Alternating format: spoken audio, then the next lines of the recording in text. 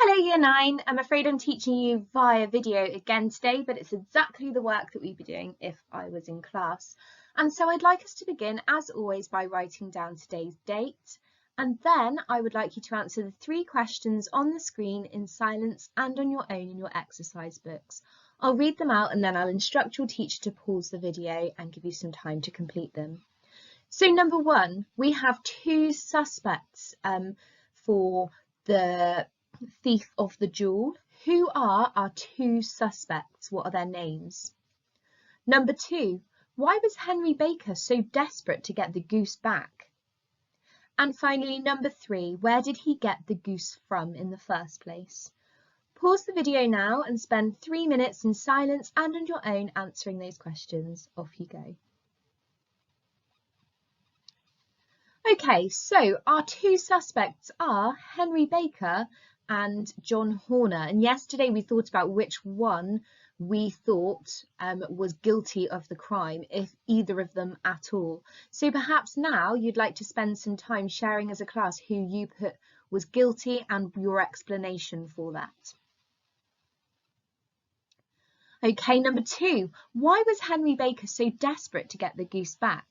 So we learnt that Henry Baker was a man who had run into hard financial times and was poor, and he was desperate to get the goose back because he'd spent a lot of money on the goose.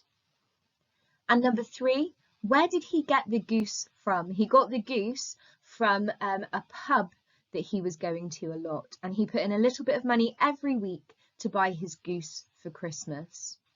So Sherlock Holmes managed to eliminate Henry Baker from his inquiries because he realised that Henry Baker was only so desperate to get the goose back because of the money that he'd spent on it. He didn't realise that there was a jewel hidden inside the goose. So a quick recap on our story so far then, so we're all up to date and up to speed with where we are. Following a small scuffle in the street, a man dropped his hat and goose.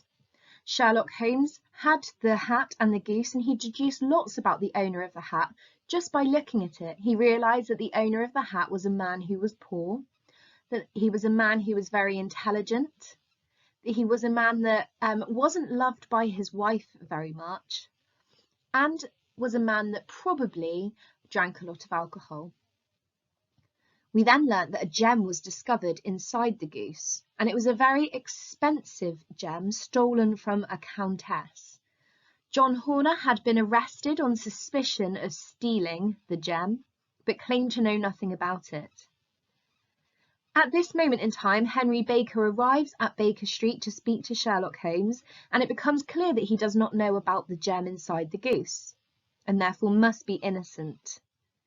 Sherlock and Watson decide to go in search of the person who provided Henry Baker with the goose. They go to see the landlord who gave Henry Baker the goose, and the landlord tells him that he bought it from a man named Mr. Breckenridge. So next then, Sherlock and Watson go to find Mr. Breckenridge so that they can try to find out the origins of this goose, which will hopefully take them back to the real criminal, the person who stole the gem from the Countess in the first place. Last lesson you did loads of really good work unpicking the metaphors used to describe the gem. I wonder if you can tell your teacher, what does it mean that the gem was called the nucleus of crime? Okay, so hopefully we realised in that metaphor that it means it's the thing that drives people to do bad things. It's at the centre of the crime. How about the fact that the gem was called the devil's pet bait? Remember yesterday we talked about the meaning of the word bait. What does that suggest about the gem? Tell your teacher now. Okay, so the devil's pet bait means that it entices people, it reels people in to do evil things because of its worth.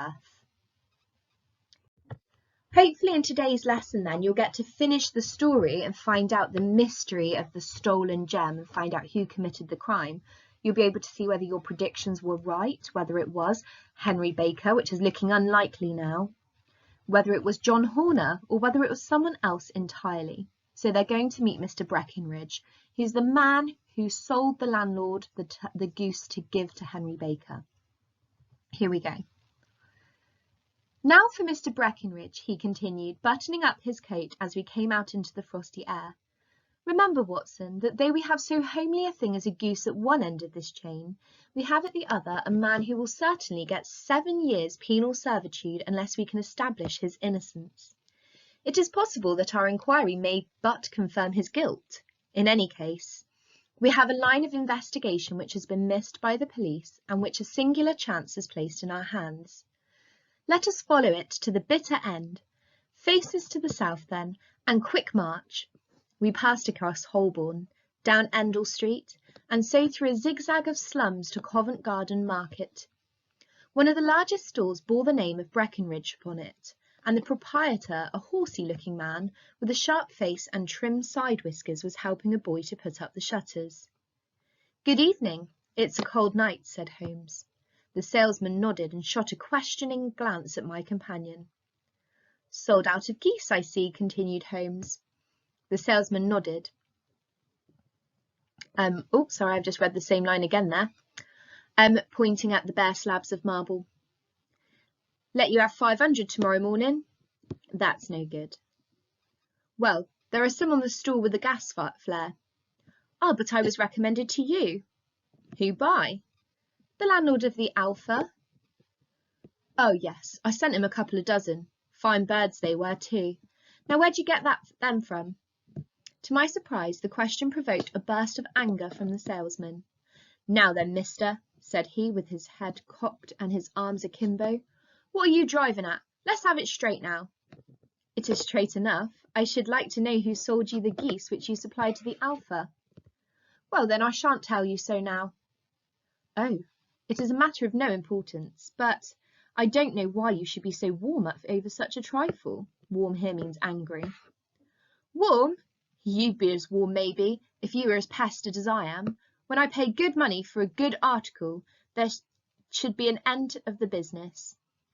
But it's, where are the geese? And who did you sell the geese to? And what will you take for the geese? One would think they were the only geese in the world, to hear the fuss that is made over them." "Well, I have no connection with other people who have been making inquiries," said Holmes carelessly.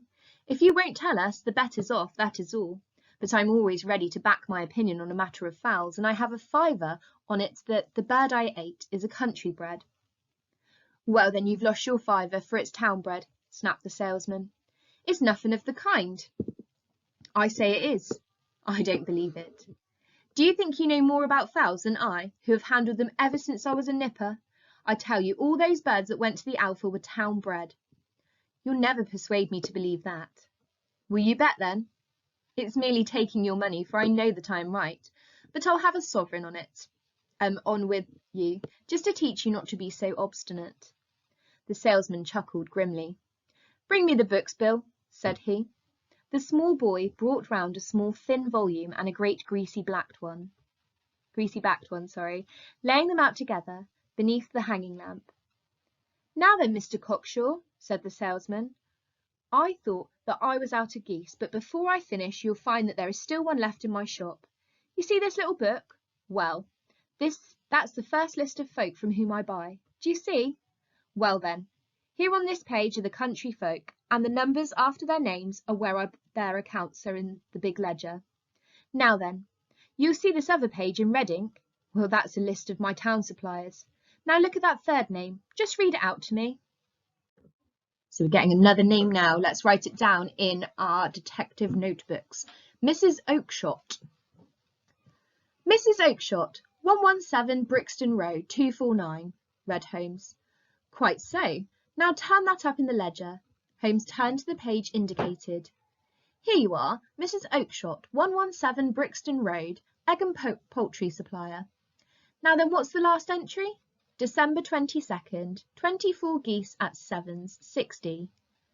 "Quite so. There you are, and underneath, sold to Mr. Wingate of the Alpha at 12s. What have you to say now?" Sherlock Holmes looked deeply chagrined. He drew a sovereign from his pocket and threw it upon the slab, turning away with the air of a man whose disgust is too deep for words. A few yards off, he stopped under a lamp-post and laughed in the hearty, noiseless fashion which was peculiar to him. When you see a man with a With whiskers of that cut and the pink 'un protruding out of his pocket, you can always draw him by a bet," said he. "I dare say that if I had put £100 down in front of him, that man would have not given me such complete information as was drawn from him by the idea that he was doing me on a wager. Well, Watson, we are, I fancy, nearing the end of our quest, and the only point which remains to be determined is whether we should go on to this Mrs. Oakshott to-night, or whether we should reserve it for to-morrow. It is clear, from what that surly fellow said, that there are others beside ourselves who are anxious about the matter, and I should—" His remarks were suddenly cut short by a loud hubbub which broke out from the stall, which we had just left. Turning around, we saw a little rat-faced fellow standing in the centre of the circle of yellow light, which was thrown by the swinging lamp, while Breckenridge, the salesman, framed in the door of his stall, was shaking his fists fiercely at the cringing figure. "I've had enough of you and your geese," he shouted. "I wish you were all at the devil together. If you come pestering me any more with your silly talk, I'll get the dog at you. You bring Mrs. Oakshott here and I'll answer her. But what have you to do with it? Did I buy the geese off you? No, but one of them was mine all the same," whined the little man. "Well then, ask Mrs. Oakshott for it. She told me to ask you." So a man's come back now to the stall to ask the man for a goose. "Well, you can ask the King of Prussia for all I care. I've had enough of it. Get out of this." He rushed fiercely forward, and the inquirer flitted away into the darkness. "Ha! This must save us a visit to Brixton Road," whispered Holmes. "Come with me, and we will see what is to be made of this fellow." Striding through the scattered knots of people who lounged round the flaring stalls, my companion speedily overtook the little man and touched him upon the shoulder. He sprang round, and I could see the gaslit light that every vestige of colour had been driven from his face. "Who are you, then? What do you want?" he asked in a quavering voice. "You will excuse me," said Holmes blandly, "but I could not help overhearing the questions which you put to the salesman just now. I think that I could be of assistance to you." "You? Who are you? How could you know anything of the matter?" "My name is Sherlock Holmes. It is my business to know what other people don't know." "But you can know nothing of this." "Excuse me, I know everything of it. You are endeavouring to trace some geese which were sold by Mrs. Oakshott of Brixton Road to a salesman named Breckenridge, by him in turn to Mr. Windigate of the Alpha, and by him to his club, of which Mr. Henry Baker is a member." "Oh, sir, you are the very man whom I've longed to meet," cried the little fellow, with outstretched hands and quivering fingers. "I can hardly explain to you how interested I am in this matter." Sherlock Holmes hailed a four-wheeler which was passing. "In that case we had better discuss it in a cosy room, rather than in this wind-swept market-place," said he. "But pray tell me, before we go farther, who is it that I have the pleasure of assisting?" The man hesitated for an instant. "My name is John Robinson," he answered with a sidelong glance. No, the real name," said Holmes sweetly. "It is always awkward doing business with an alias." A flush sprang to the white cheeks of the stranger. "Well then," said he, "my real name is James Ryder." "Precisely so. Head attendant at the Hotel Cosmopolitan. Pray step into the cab, and I shall soon be able to tell you everything you would wish to know." So we've got a new name there. We have the name James Ryder. Let's note that down in our detective notebooks. And James Ryder, we have heard that name before, mentioned in passing, is the head attendant at the Hotel Cosmopolitan. I wonder, can any of you put up your hand and tell us the significance of that location, the Hotel Cosmopolitan? What happened there?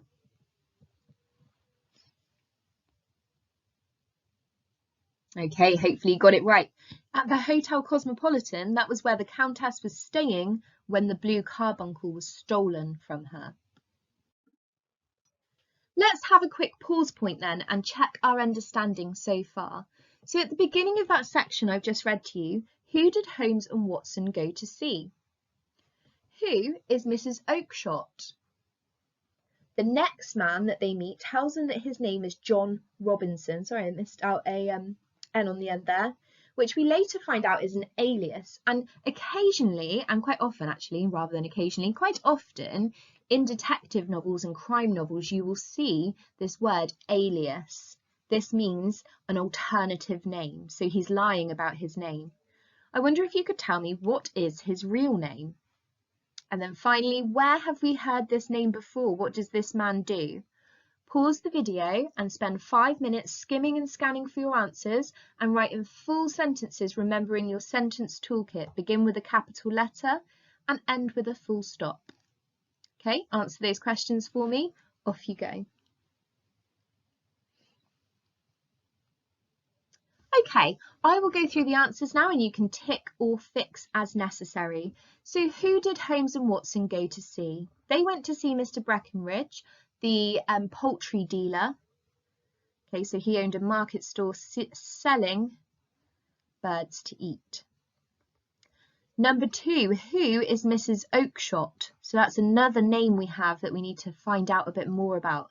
Mrs. Oakshott is the person who sold the goose to Mr. Breckenridge, the poultry dealer. The next man they meet tells them that his name is John Robinson, which we later find out is an alias.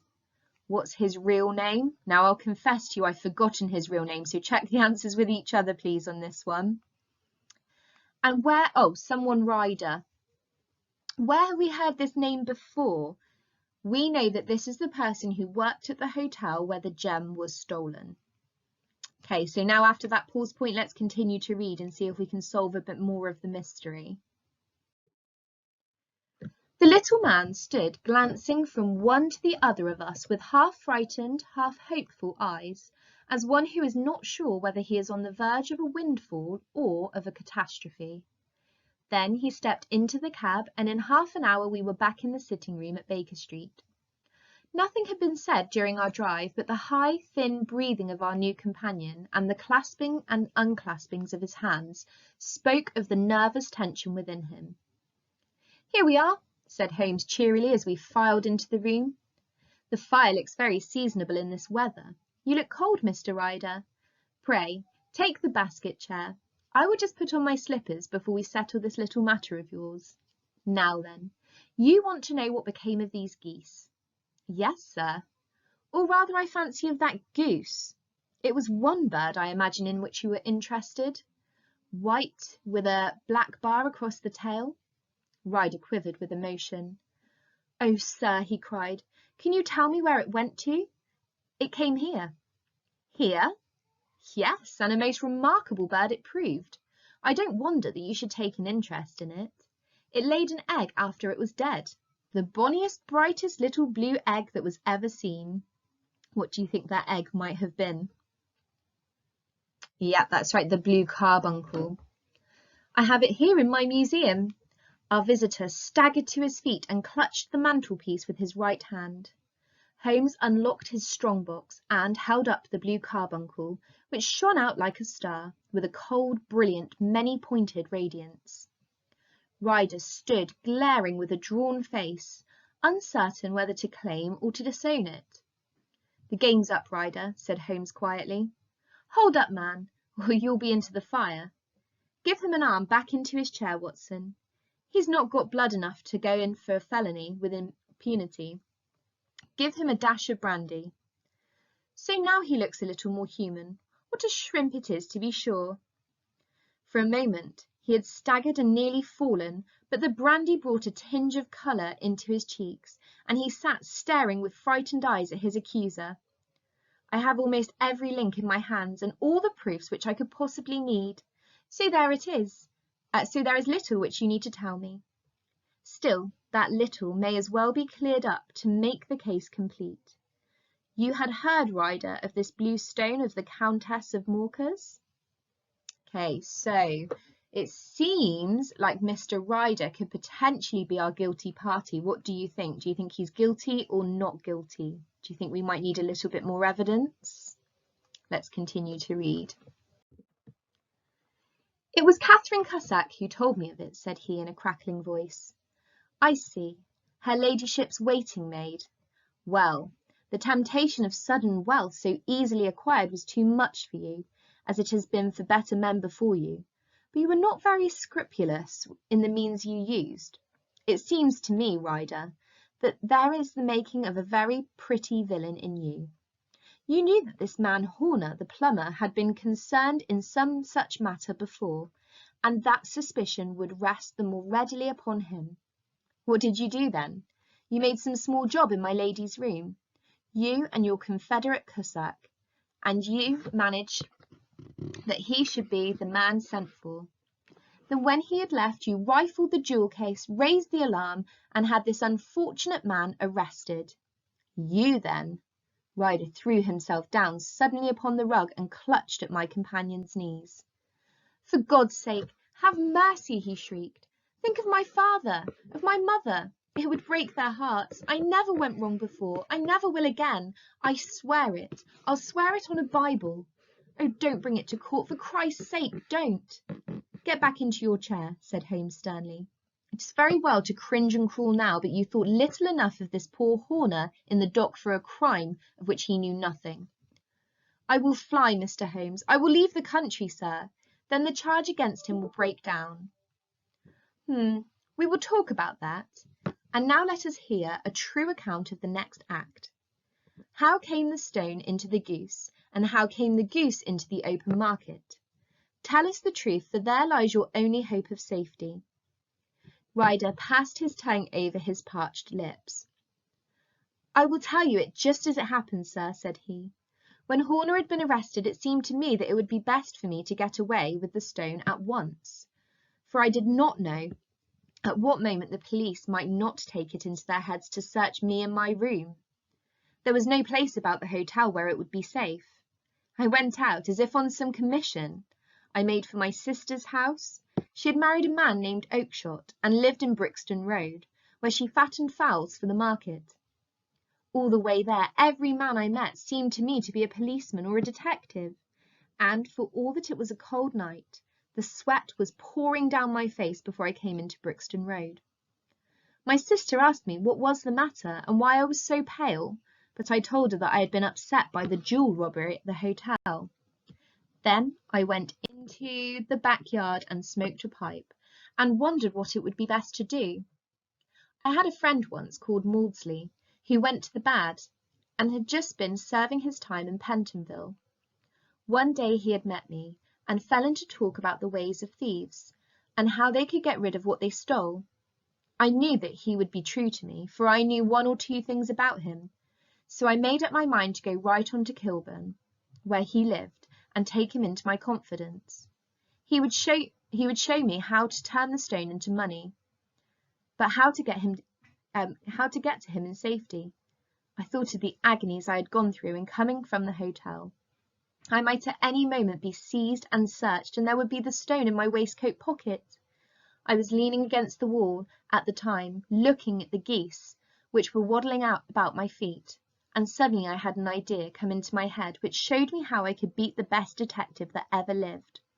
My sister had told me some weeks before that I might have the pick of her geese for a Christmas present, and I knew she was always as good as her word. I would take my geese now, and in it I would carry my stone to Kilburn. There was a little shed in the yard, and behind this I drove one of the birds, a fine big one, white with a barred tail. I caught it, and prying its bill open, I thrust the stone down its throat as far as my finger could reach. The bird gave a gulp, and I felt the stone pass along its gullet and down into its crop. But the creature flapped and struggled, and out came my sister to know what was the matter. I turned to speak to her, and the brute broke loose and fluttered off among the others. "Whatever were you doing with that bird, Jem?" says she. "Well," said I, "you said you'd give me one for Christmas, and I was feeling which one was the fattest." "Oh," says she, "we've set yours aside for you, Jem's bird we call it. It's the big white one over yonder. There's 26 of them, which makes one for you and one for us and 2 dozen for the market." "Thank you, Maggie," says I, "but if it is all the same to you, I'd rather have that one I was handling just now. The other is a good 3 pound heavier," said she, and we fattened it expressly for you." "Never mind, I'll have the other, and I'll take it now," said I. "Oh, just as you like," said she, a little huffed. "Which is it you want, then?" "That white one with the barred tail, right in the middle of the flock." "Oh, very well, kill it and take it with you." Well, I did what she said, Mr. Holmes. I carried the bird all the way to Kilburn. I told my pal what I had done, for he was a man that it was easy to tell a thing like that to. He laughed until he choked, and we got a knife and opened the goose. My heart turned to water, for there was no sign of the stone, and I knew that some terrible mistake had occurred. I left the bird, rushed back to my sister's, and hurried into the backyard. There was not a bird to be seen there. "Where are they all, Maggie?" I cried. "Gone to the dealers, Jem." "Which dealers?" "Breckenridge of Covent Garden." "But was there another with a barred tail?" I asked. "The same as the one I chose?" "Yes, Jem, there were 2 barred-tailed ones, and I could never tell them apart." Well then, of course I saw it all, and I ran off as hard as my feet would carry me to this man, Breckenridge. But he had sold the lot at once, and not one word would he tell me as to where they had gone. "You heard him yourselves tonight." Well, he has always answered me like that. My sister thinks that I am going mad. Sometimes I think that I am myself, and now I am myself a branded thief, without ever having touched the wealth for which I sold my character. God help me! God help me!" He burst into convulsive sobbing with his face buried in his hands. There was a long silence, broken only by his heavy breathing and by the measured tapping of Sherlock Holmes's fingertips upon the edge of the table. Then my friend rose out and threw open the door. "Get out," said he. "What, sir?" "Oh, heaven bless you!" "No more words. Get out." And no more words were needed. There was a rush, a clatter upon the stairs, the bang of a door, and the crisp rattle of running footfalls from the street. "After all, Watson," said Holmes, reaching up his hand for his clay pipe, "I am not retained by the police to supply their deficiencies. If Horner were in danger, it would be another thing, but this fellow will not appear against him, and the case must collapse. I suppose that I am committing a felony, I think that should be, but it is just possible that I am saving a soul. This fellow will not go wrong again. He is too terribly frightened. Send him to jail now, and you make him a jailbird for life. Besides, it is the season of forgiveness. Chance has put in our way a most singular and whimsical problem, and its solution is its own reward. If you will have the goodness to touch the bell, Doctor, we will begin another investigation, in which also a bird will be the chief feature." And that's the end of our story. So we now know who was guilty of stealing the blue carbuncle. And it wasn't either of our original suspects. It was Mr. Ryder. So let's write down who the real criminal was. The real criminal was Mr. Ryder. Pop that in your detective notebooks. And you have done an excellent job of engaging with this story because it is a very complicated story. You've learnt some of the features of a detective novel. You've used your powers of inference and deduction. And with that, our case is closed. Well done, Year 9.